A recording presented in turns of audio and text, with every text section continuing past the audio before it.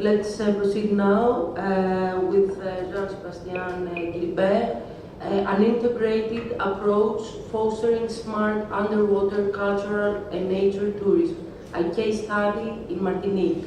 In this paper, there are co-writers Raxis, Maglis, Baika, Gad, Tronchet, Furkiotou.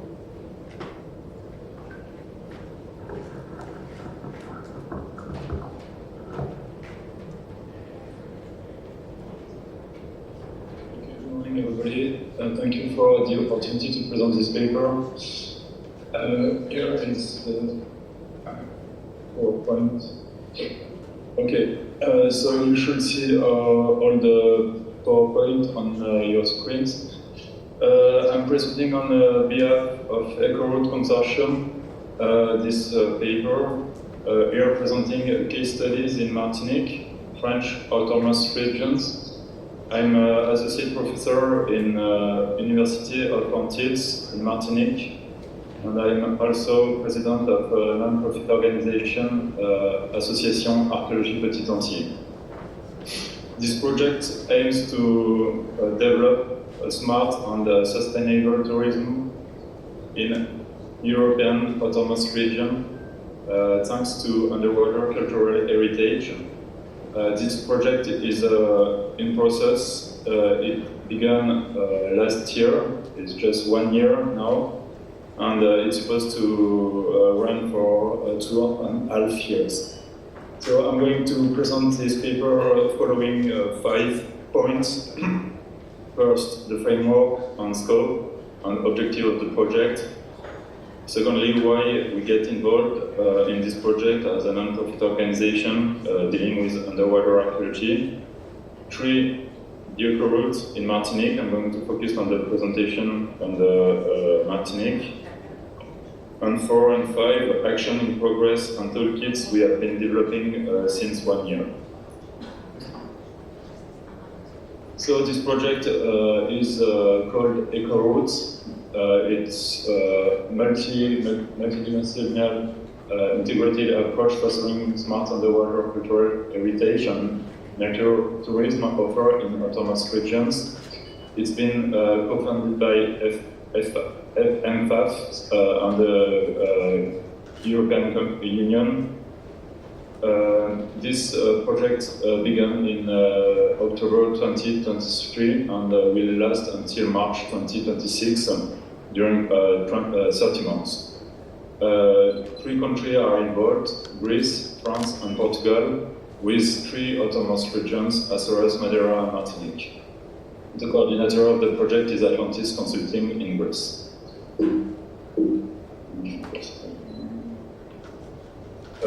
So the project focuses on the design and implementing a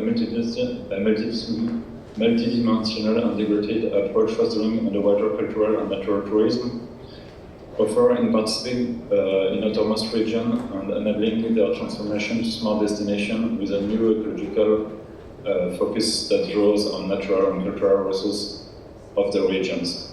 This will pass through design and smart and accessible strategies, cultural, environmental, social, and economic, and action plans, provide applicable policies, pathways, and enhance facilitation of investment and financing, foster underwater cultural and narrative capacity building through bottom-up stakeholder engagement, and implement local interventions supporting smart underwater cultural network integrated in green circular economy, and design smart ecotourism packages linked under a route brand. The predestination and the project deals with 3 outermost regions. You can see here their location. Azores, Madeira, and Martinique. I'm going to focus on the EcoRoute Martinique in this presentation, and other partners of the project are Atlantis Research, New University of Lisbon, and Aix-Marseille University.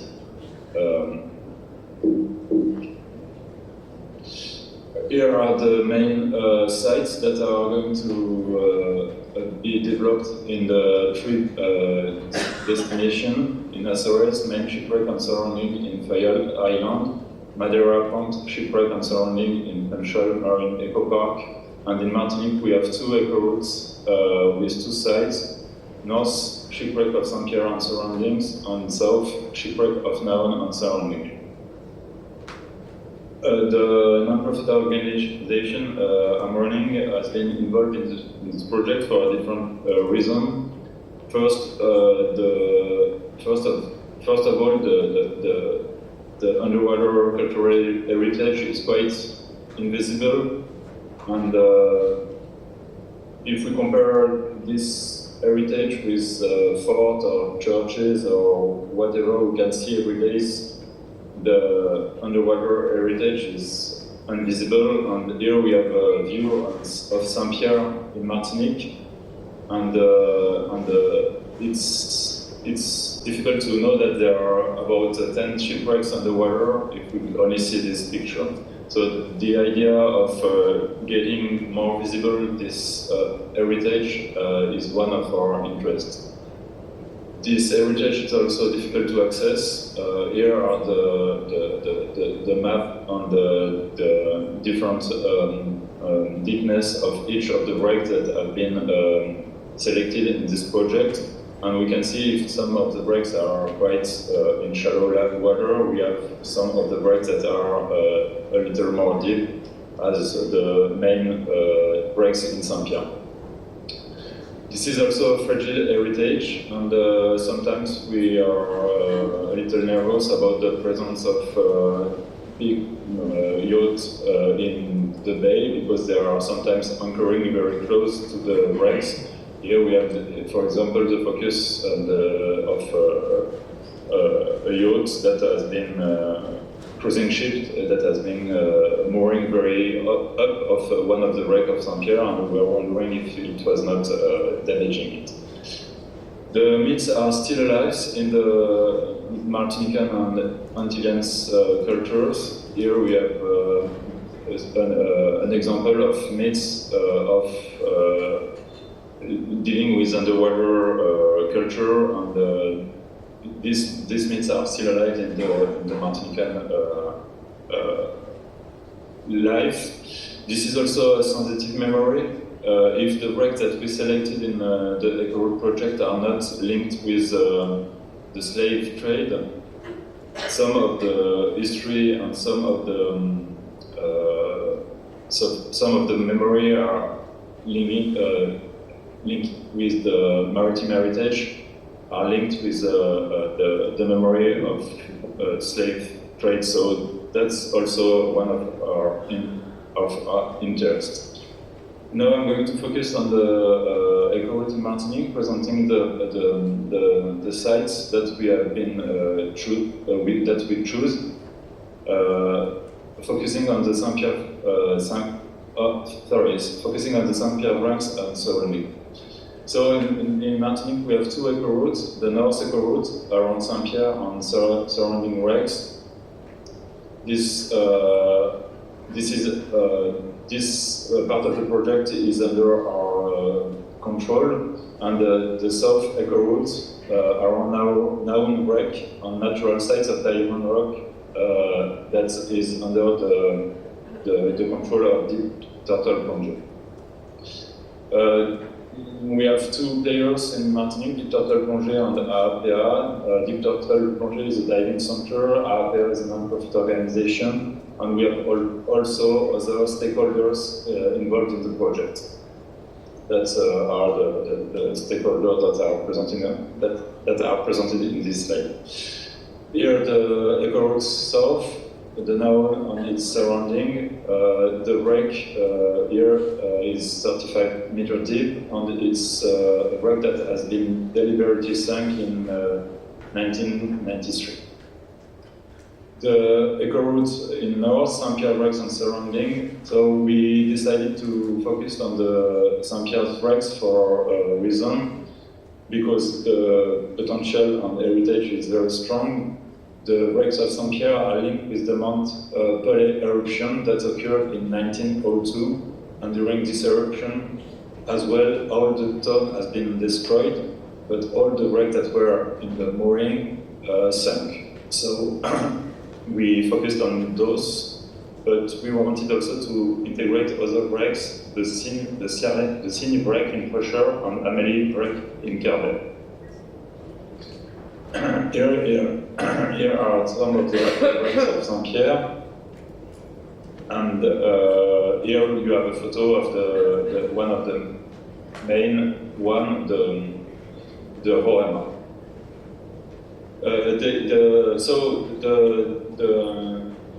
That's the depart point. So we decided to.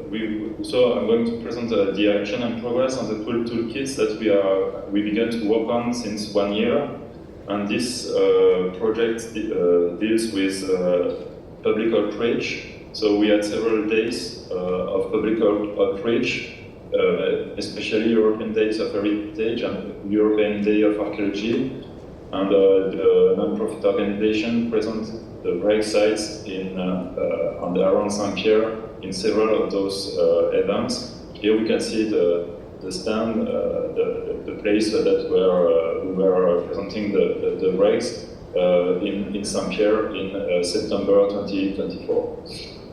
We also organize recreational diving and snorkeling on wrecks.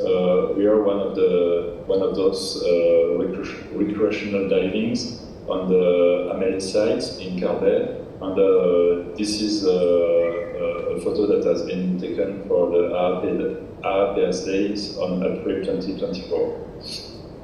We also organized other recreational diving and snorkeling on wrecks here on the Cygne wreck on July 2024 so there is a big part of the project that tries to involve divers on site to make them discovering the sites, because those sites are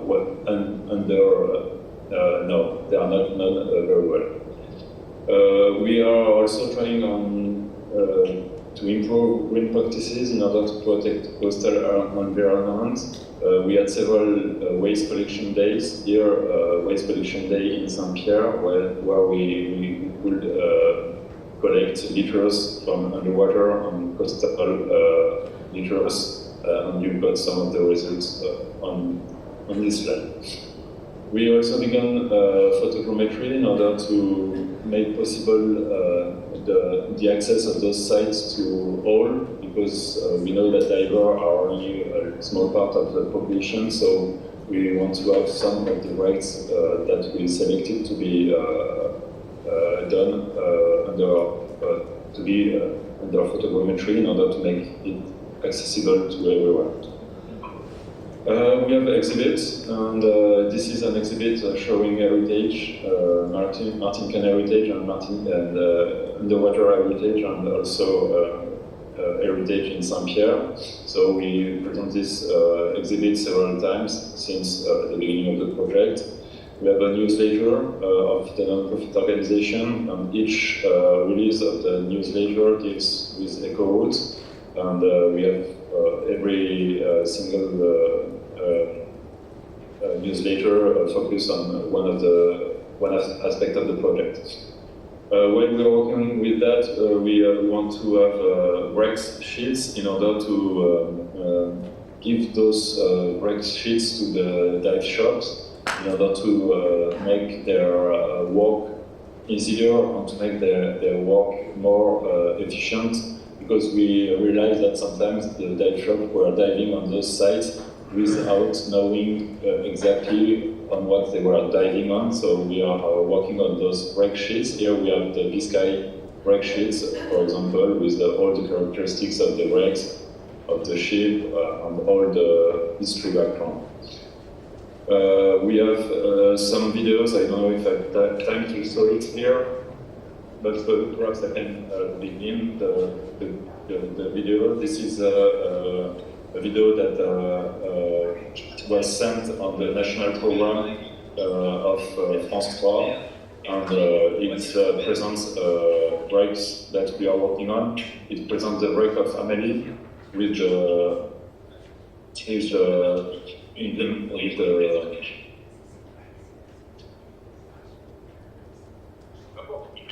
present the wreck of the Amélie, wreck that we are working on, and it's one of the wreck that is very accessible because it's in a shallow water, and this wreck is also interesting because of its characteristics.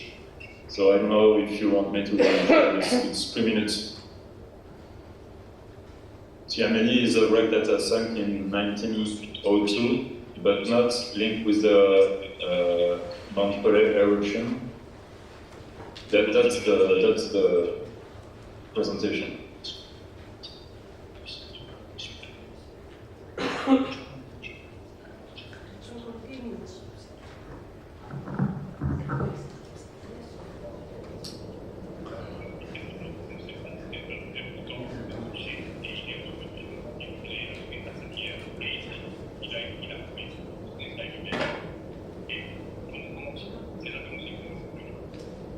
So this dives is one of the recreational diving that we organize in order to present the wreck to divers that were not very aware of the water heritage.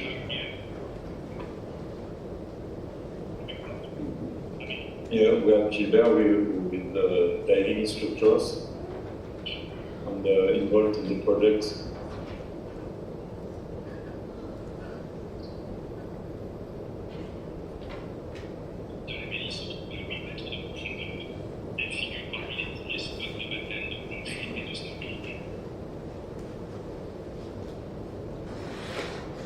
Well, that's it. So that's one of the results on the toolkit that we developed in the project. So perhaps I'm being on.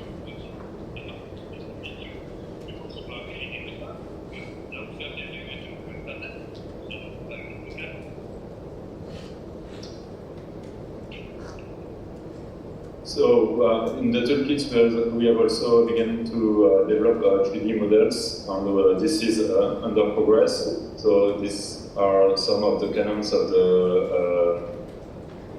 the sign break that we began to do on geometry. We also try to work with the protected area. There are 2 protected areas, Albert Falco protected area and the Carbet educative zone. So those educative and the protected area are very interesting to work with, since because they have already begun to develop protection of underwater cultural and natural heritage. We are also working on the GAC. We have several options that we are thinking of, and we have not yet decided which option will be but there is in the project one GAC that we like to develop in Saint-Pierre, especially for non-divers, in order to make accessible the sites that we selected. So that's all for now, and this is just one year project presentation, and I'm very pleased to be here with you, and if there is any question, I will be glad to answer. Thank you very much for your interest, and hope everything was clear.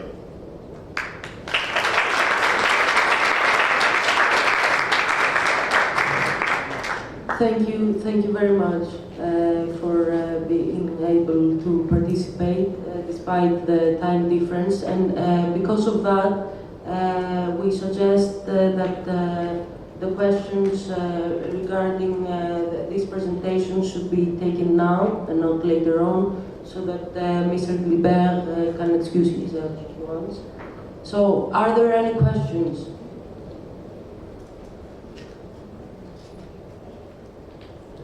Okay.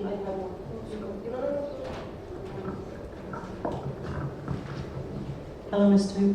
Guibert. I wanted to ask you, considering the wrecks in Saint-Pierre there's so many in the bay, can you tell us a little bit about what's being done in terms of preventing looting and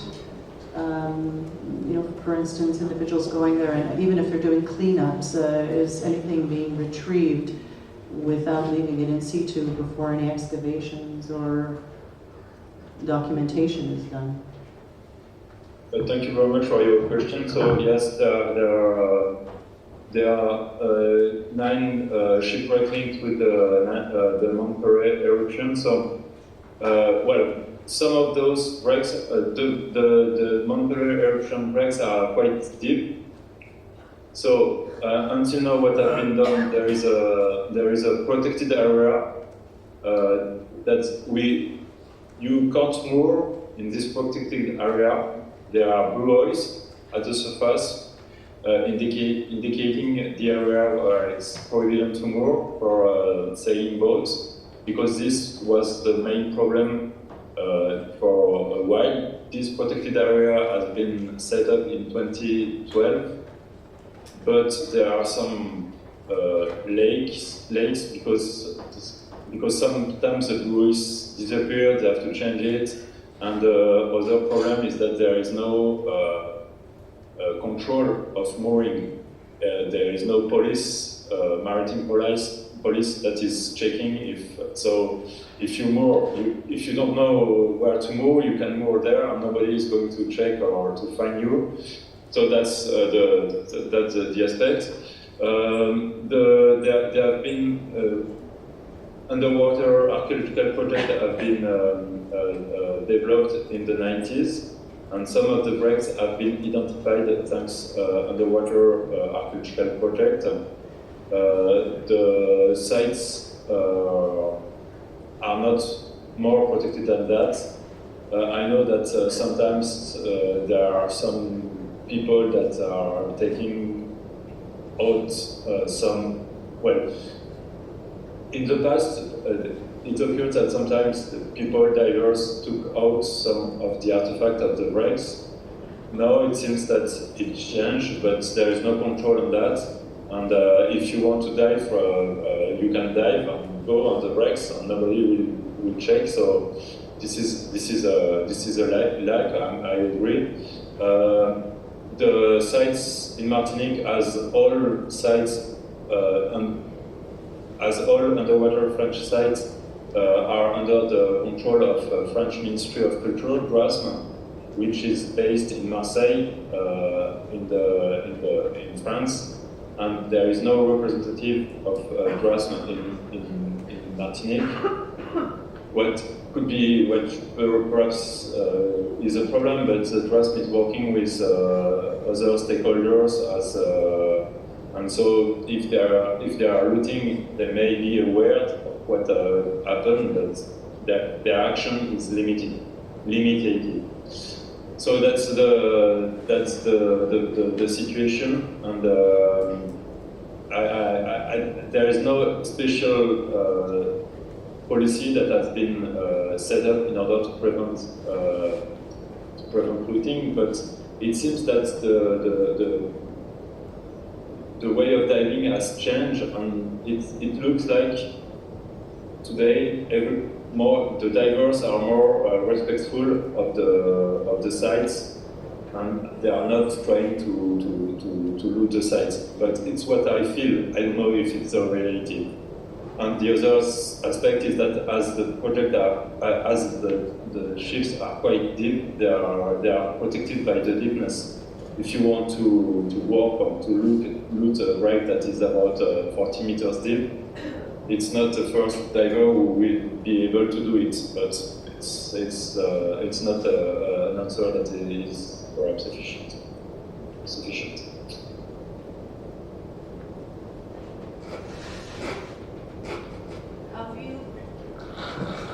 Have you noticed the differences in the site's preservation throughout the years?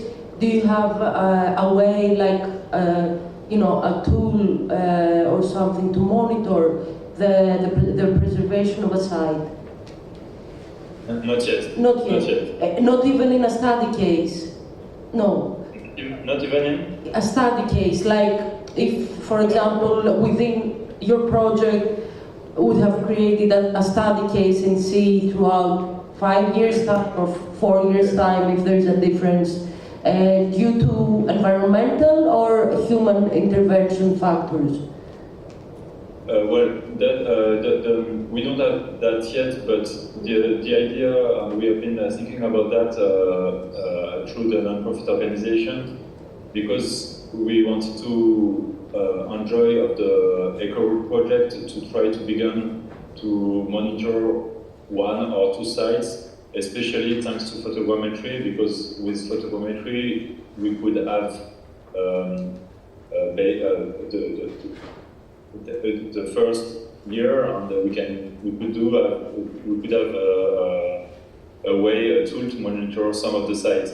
But now we are still beginning to work on the photogrammetry, and we didn't choose one site to monitor it yet.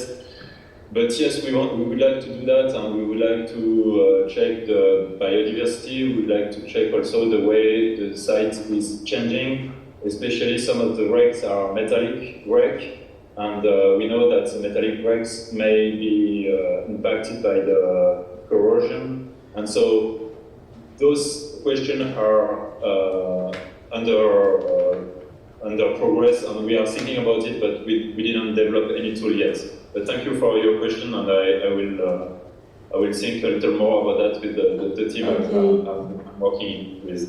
Thank you very much. And another question, sorry. Are there specifications for the tourists who are diving in some of your wrecks, like distance from antiquities, or how many, or what's the largest number of participants in a dive? Have you done, yes? Until now there is no restriction, and there is no control. The wreck are dove.